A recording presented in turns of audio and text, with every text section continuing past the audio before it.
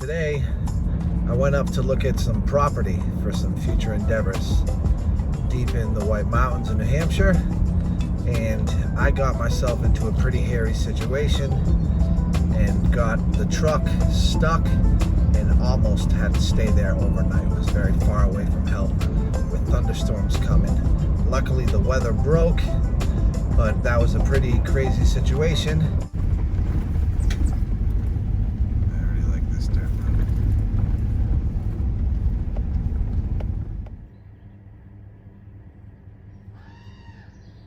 Gotta love cows in the mountains, dude. And a crow going nuts or something. Ah. Ah. This road is bumpy, but it kind of gives it a cool element for people that are looking for some crazy, true backwoods places to stay at.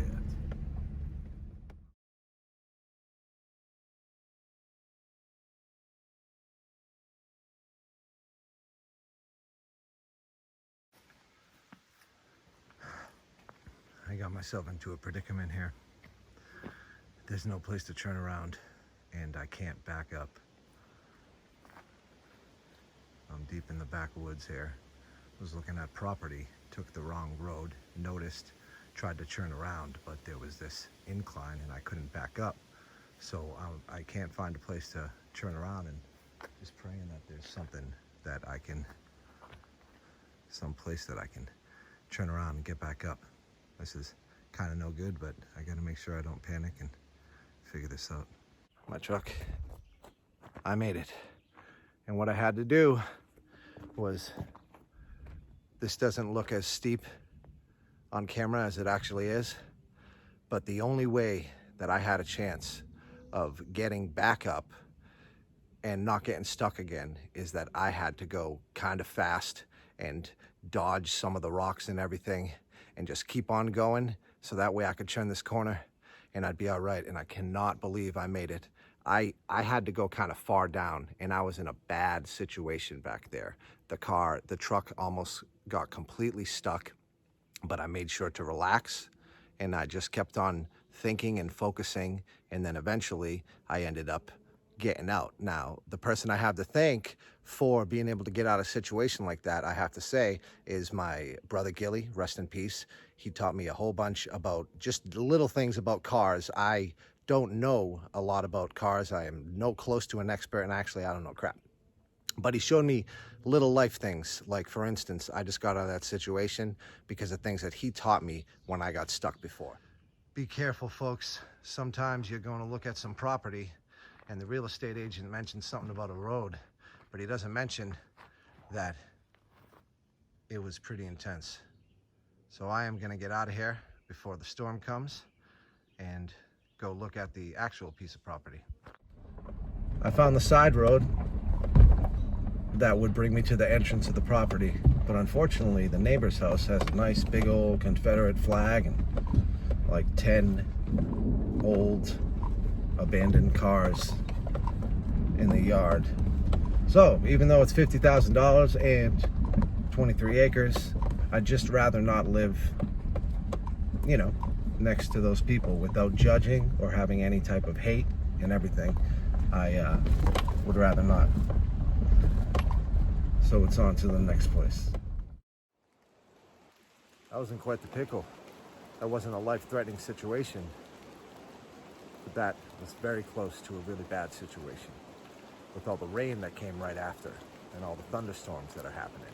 Right now, luckily, there's a break in the weather, but in the forecast, there's supposed to be a lot of thunderstorms. And I was so close to getting stuck. Luckily, I brought my bag, so I would have been potentially all set. I would have maybe had to get stuck there overnight. There's no reception. The closest help was about 3 miles away, and it was a weird house with a Confederate flag and a whole bunch of old rusty cars in the lawn.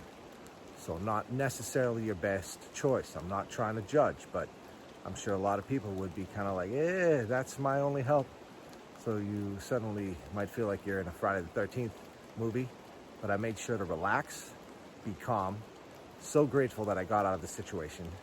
But we're gonna go into my bag. We're gonna see what I had, and we're going to see what I didn't bring that would be helpful as well. So let's check this thing out. I had to pack my bag fast. Normally I'd be a little more organized with it, but I had a limited amount of time to be out here. So let's see what I did get. Water, that's essential, obviously. I would have been hydrated. Got a saw. Luckily, I would have used the truck as a shelter, but this would have helped me out with cutting some firewood. Oh. In New England, the bugs are horrifying. And if you're in a stressful situation, having to deal with bugs trying to eat you is not helpful. Got the bug spray. Antacid tablets. My friend's gonna laugh when she sees this because she mentioned that this would eventually make its way into one of my videos. These are very beneficial.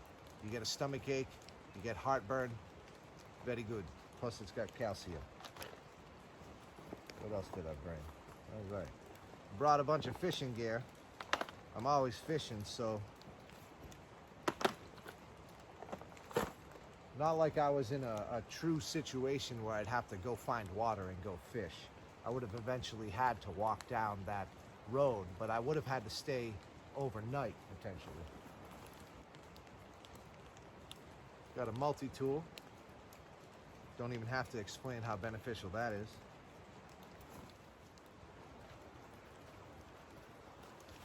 Gloves. Those are key. Processing wood. Keeping your hands okay. Tiny little pot. Can boil some water. Cook a tiny little bit of food. I brought some snackage. Some sweet and salty trail mix. Some corn nuts. At least I got that. Better than nothing. You always want to pack a little bit of food. I got a first aid kit.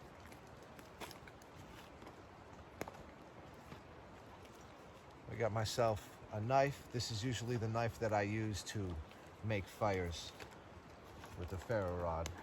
Got this nice knife at a antique store, even though it's not terribly old. I believe it was made in the early 80s. This is a nice Bowie knife. I love the leather handle and the grip. It's lightweight. Gotta buy a sheath for it. So I'm always fishing. I got worms. Now, if I was in a true wilderness survival situation where I knew I had to stay there for a decent amount of time, I could actually use this as potential bait, set traps, things like that. Got a couple bungee cords, and these are fantastic because if you needed to construct a shelter real quick, these will help you get it done much faster. Like I said, it wasn't very organized this time. It was very fast. And I didn't even get to clean up and organize. Got some paracord. That can also help me with building shelters, fishing, all sorts of stuff. Emergency blanket. This is definitely pretty good to have.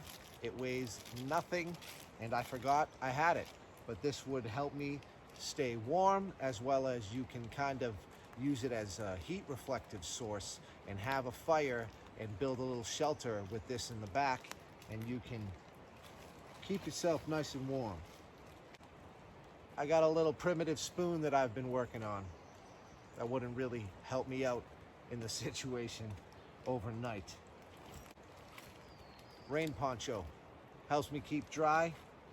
If it starts raining again, luckily there's a break in the weather, but it was raining hard a little while ago, and it's expected that there's going to be scattered thunderstorms. But I also brought a jacket. Jacket is extremely life-saving at times. This is lightweight, but you can stay extremely warm in winter conditions. And if you were stuck in that truck overnight, I couldn't keep the heat going. I would waste gas and it would get pretty cold. So having a jacket would really be huge. So I always bring this, even if it's a forecast of 100 degrees. So that's what I got in my survival bag. But if I ever got separated from my bag, I always want to make sure that I have at least a couple essential items in that rare situation where I have to survive and I barely have anything. So, a compass.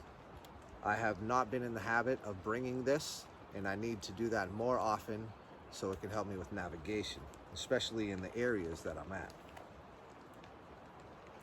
A ferro rod, help you get fire, but you always want to bring more than one source of making fire, and the easiest way is a lighter. So these three things could at least help me in a little situation. But I have my trusty little pocket knife. I love the bright color because if I misplace it, it's easy to find. You always want to be able to carry a knife. I always bring the foghorn with me, like I mentioned in the last video. It gives a good peace of mind. You at least got a little bit of noise to help you out in case you want a predator or a large animal to get going. Whoa, gotta be careful. One thing I didn't bring was a tarp. If I stayed overnight in the truck, that would have been completely fine. Ooh, what was that? Little critter moving around. That would have been fine. But then when I had to travel to get help, if a storm came or something, having a tarp would be very beneficial. And I'm not carrying too much weight. All that stuff that I showed you does not feel too bad on my back. So a tarp definitely would have been good. Another thing I don't have is a GPS. So it's worth it to spend that extra money and get yourself a little GPS location guy. Because if you truly were in a life or death situation, you had no reception, and you needed search and rescue to come get you, without a GPS, you would have to potentially try to climb uphill to get more reception, and that would not be good. I'm keeping my eyes not on the camera, but oof, on this. So a GPS did not have would be beneficial. What else? Some bear mace would be good to add to my foghorn, because that might not always work, right? But it at least helps. Now in the truck, I had a bow and arrow and a fishing rod. But again, under that situation, I wouldn't just sit there and stay there forever. I'd eventually have to walk, and oh man, I don't know, those neighbors, they were a bummer. I don't want to judge, but looked kind of creepy. And then at the beginning of the road, I swear to God, it looked like someone was living inside of a bus, like an old bus from the 60s or 70s. And I didn't take too much footage of that because I didn't want a serial killer to come out and kill me. I'm only gonna shoot it for a second because I don't want the serial killer to come kill me.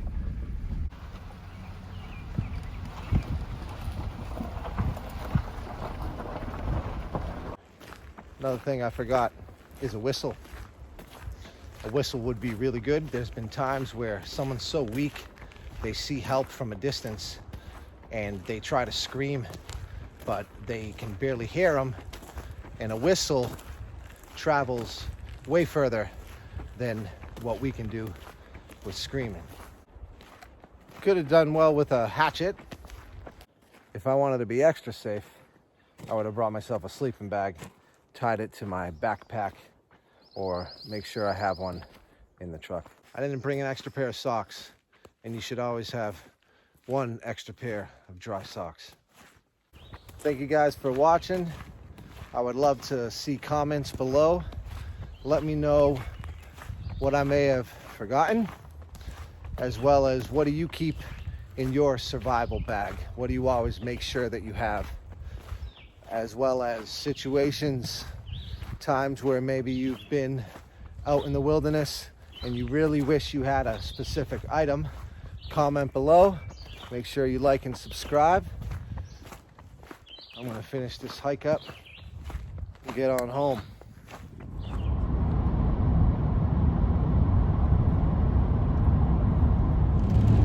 Just wanted to mention that I totally forgot a flashlight. That is a key thing, and I definitely brain farted on that one. Thank God I got out of that situation. Clouds got darker, and now it's crazy rain, so I have to just focus on getting home. You can only imagine what it would have been like if I got stuck there and had to walk out. With this rain, I definitely would have had to stay overnight. So, let me stay safe and drive. Until next time.